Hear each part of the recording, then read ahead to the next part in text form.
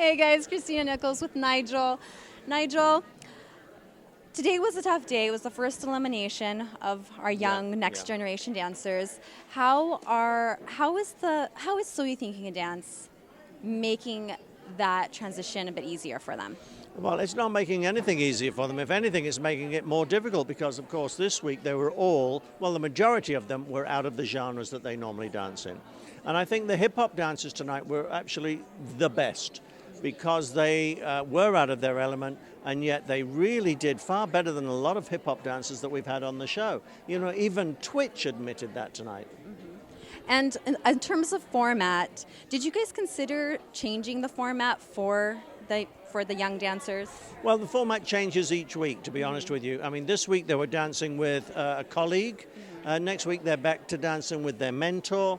So we're swapping it up all of the time. And, you know, they actually choose who they're going to have as a partner out of a hat and which routine. So the kids that got, you know, a ballroom routine, that were ballroom dancers, must have been delighted. And the same with the contemporary kids. When they got contemporary, they must have gone, yeah. The hip-hop kids very rarely pulled out hip-hop, so they had twice as much work to do this week. I was just thinking in terms of like the length, because the show's normally 2 hours, and this is the same way we would run it for the adults. So I was just curious if at all for the length of the show for it's young tough for dancers. these young kids, because don't forget we've got to fit in their education as well, so they've got teaching time.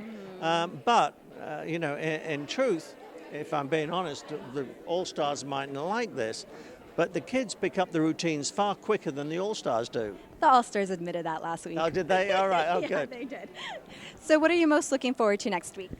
I think seeing them back with their mentor. You know, I loved Kidda and Fiction tonight. I thought that little 30 seconds was absolutely fantastic.